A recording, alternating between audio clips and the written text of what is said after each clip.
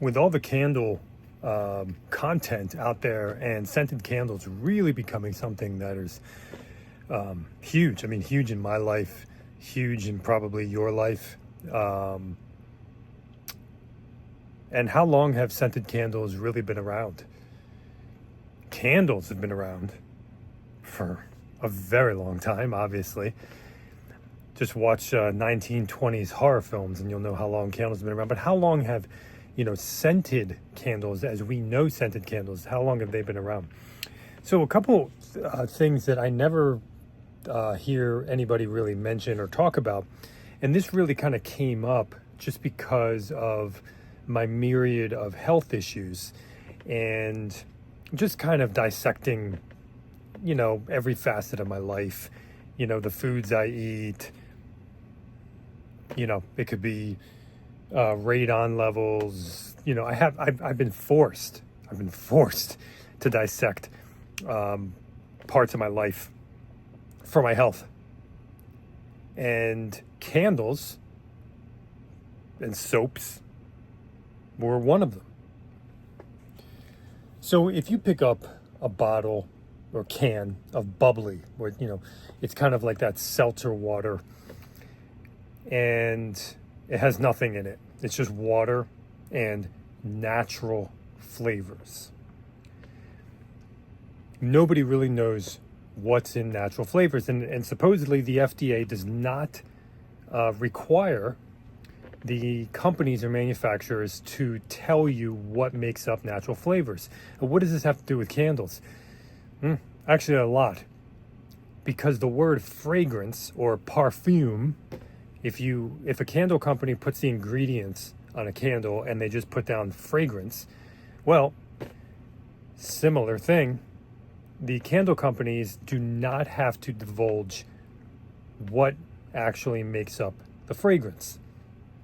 Now, when you look at soaps, hand soaps, for example, people who have allergic reactions or skin irritation or sensitive skin will typically opt for what?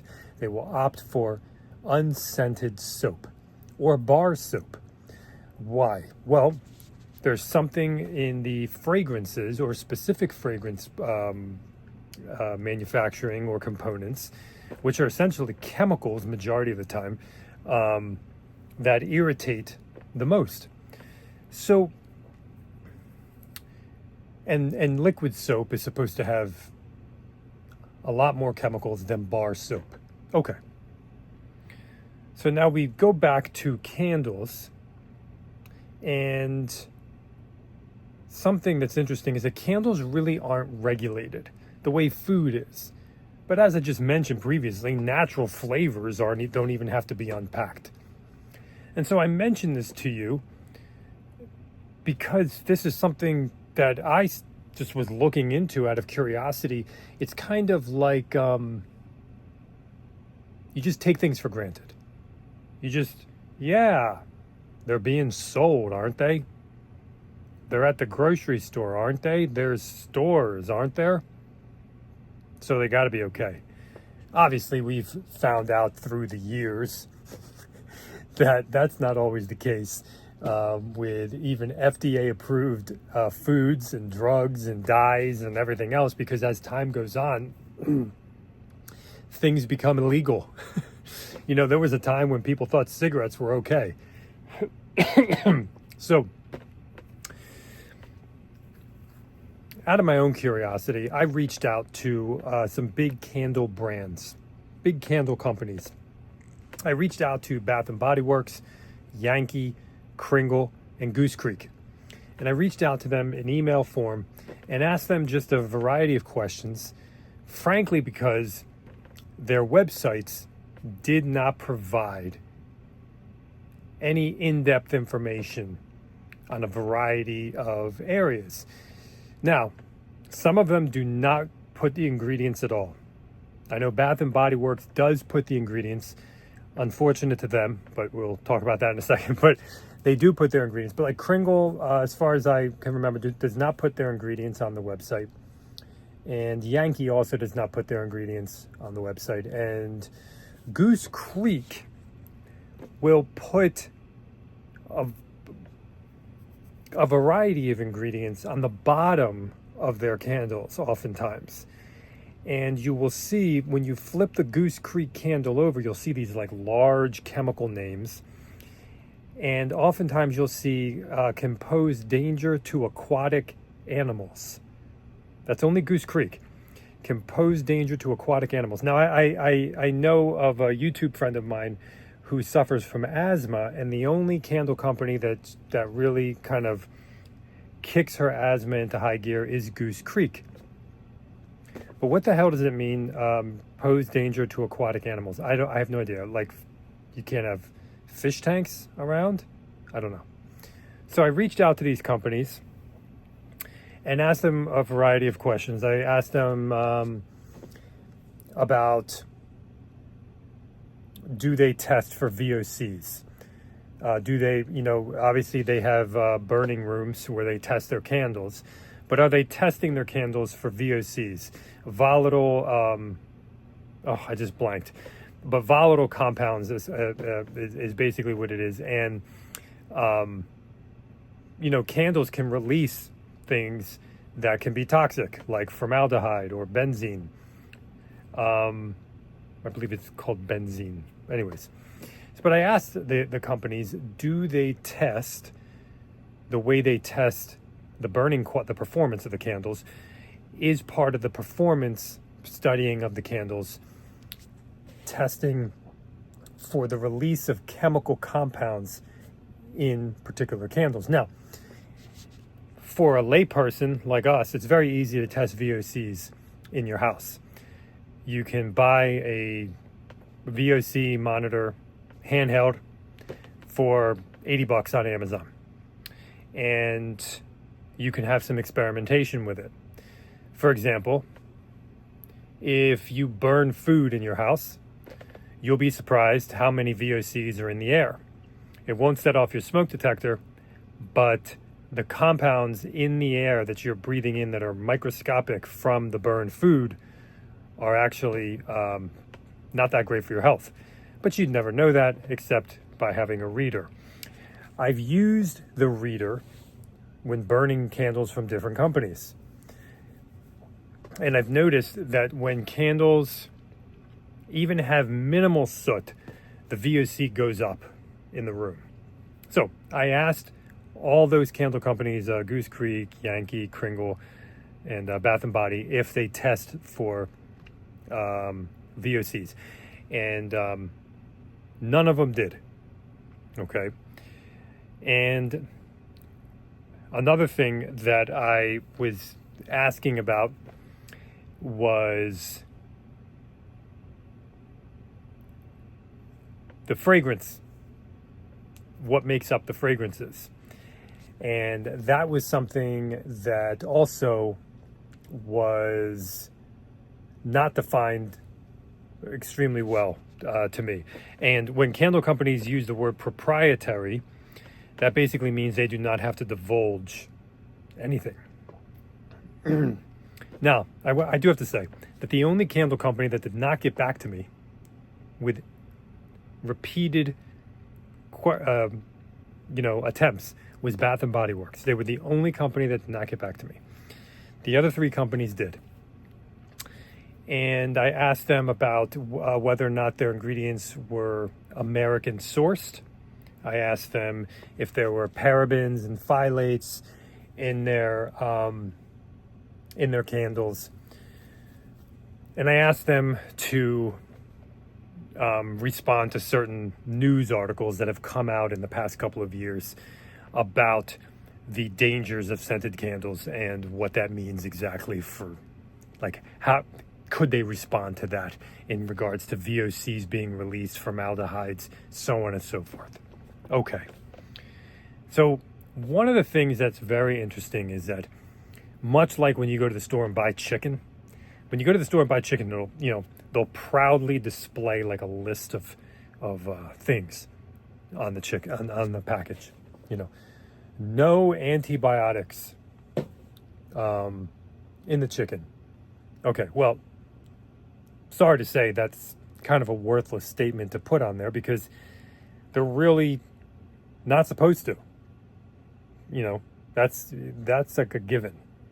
Okay. And when it comes to candle companies, they will always hilariously say, when they're giving a list of, the things that are healthy, they'll say we have lead-free wicks. Well, lead-free wicks, they're legally responsible to do that. So like, it's illegal to have lead wicks now. It was made like it was made illegal, I guess, quote unquote, some years ago. So yes, again, backing up my point from moments ago, there was a time when burning lead was okay. And nobody questioned it, and they just did it. Now we've seen the dangers of lead in children's lives, and, okay. Same thing with asbestos. Okay, so, but candle companies will just like list a bunch of things, burns clean. Is there any backup for that? Burns clean, lead-free wicks,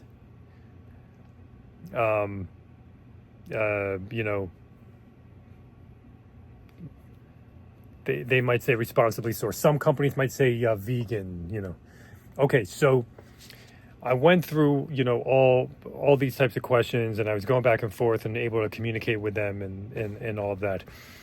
And what's interesting is that the one company that did not get back to me, Bath and Body Works, was the only company that I found, number one, that puts the full paragraph of ingredients on every single candle, and their liquid soaps. But they're also a company that puts BHT in their candles and in their soaps, and tetrasodium EDTA. Now, all you have to do, lots of companies put in EDTA, but they're the only company I've seen that puts BHT in. You can Google BHT. Not hot, but it was typically added to food to preserve it. And there's been recorded dangers with that by consuming too much, but then what the hell about burning it and breathing it in? No idea. But Bath and Body is the only company that puts BHT in their stuff. I was like, what? Whoa, that's crazy. And I have members of my family who suffer from a variety of health issues and skin conditions in particular. And they have to watch the types of soaps that I buy. And I can't buy Bath and Body Works because of the prospect of what's inside of their Halloween soaps even. And I love the smell of them. And when it came to the other companies, they all responded. And Kringle seemed the cleanest in answers.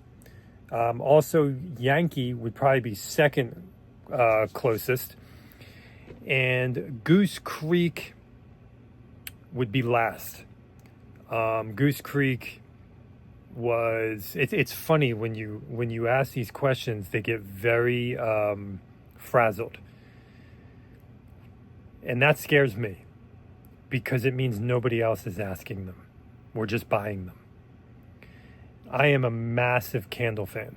I am a massive scented soap fan and oils, and I have it all on, But I have to be careful about what I'm putting on my skin, which is the largest organ of my body. And I have a genetic liver issue. And so everything that's seeping into my skin is being processed by my liver. All of us, same thing. So when stuff like BHT can cause cancer, or when tetrasodium EDTA can have cancerous properties, but especially BHT, and then there's like ingredients that we don't even know what's in the fragrance, that can cause some concerns. But they were frazzled. And it's funny, I would say Goose Creek was have Goose Creek and Yankee were having a hard time answering the questions. I had to keep going back to them and saying, okay, you didn't answer this question.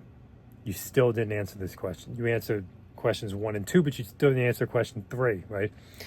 So it was really interesting, and they were definitely frazzled, but there was some answering. But Bath and Body, repeated attempts, would not answer. The customer service agents definitely said, we cannot answer these questions. Initially, what they did was they just answered like their routine responses that like they're reading them off their websites. Like, we have lead-free wicks. We have clean and safe burning candles. And here is something that is a great area to conclude on.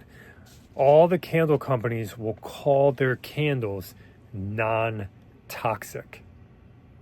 And it sounds amazing, right? Sounds amazing. It's like natural flavors on your seltzer water. It says natural. That's awesome, right? That sounds great. If it's natural, it's got to be good. Non-toxic candles. But see, that's not the point. The point is, are they toxic when you burn them? That's the point.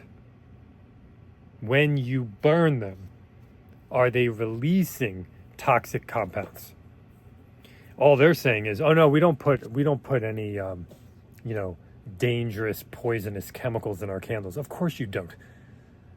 I mean, maybe not of course you don't, but like BHT, that's pretty messed up. But it's like, you're not actually testing the candles to see if they're releasing anything harmful.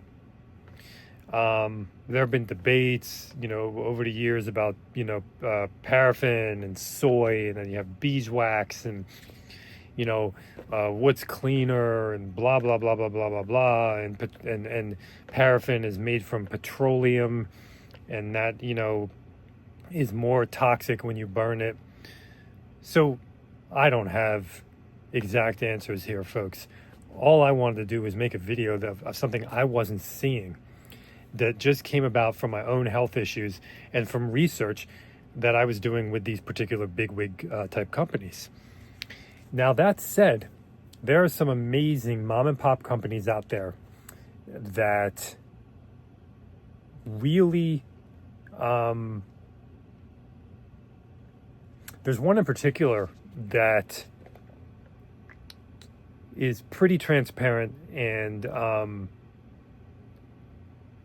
very kind of anti-chemical, and I have found, or the most clean, and that's a company called Lunar Light. I get a lot of my body oils from them, and sprays and stuff like that, and candles. All candles soot. Okay, all candles soot. Can you scoop out the wax and make melts out of them? Sure. Does that take away all the issues? Maybe not.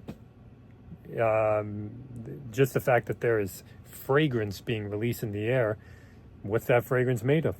Don't know, But there are mom and pop companies out there that are doing things very, very legit, or trying to be transparent, trying to have some focus on the toxic load, I guess. And Lunar Light, because they have such amazing oils and sprays, and they're a company that I think kind of work with my body more, but yeah, I mean, this is just a video to kind of bring up some interesting things. And I love scented candles. Obviously, I love horror. I love Halloween. And Halloween is part and parcel with smell, scents, Because of my health issues, I've also just wanted to dive in a little bit more into what exactly I'm consuming on a daily basis. And that's all this video is. It's just like finally being like, maybe I should question a few things. Maybe I should research a few things. Interesting. A lot of us have animals in our house. A lot of us have children. A lot of us have elderly people in our house. When you burn one of your candles, they're breathing that in. Your dog, your cat, your grandma, your baby. I'm just trying to make sure everything's kosher, or as kosher as it can be. It's impossible to be in a bubble, but to make it as kosher as possible. So anyways, hopefully it got some interesting juices flying around in this video, because this YouTube channel is so bizarre. And happy Halloween, everybody.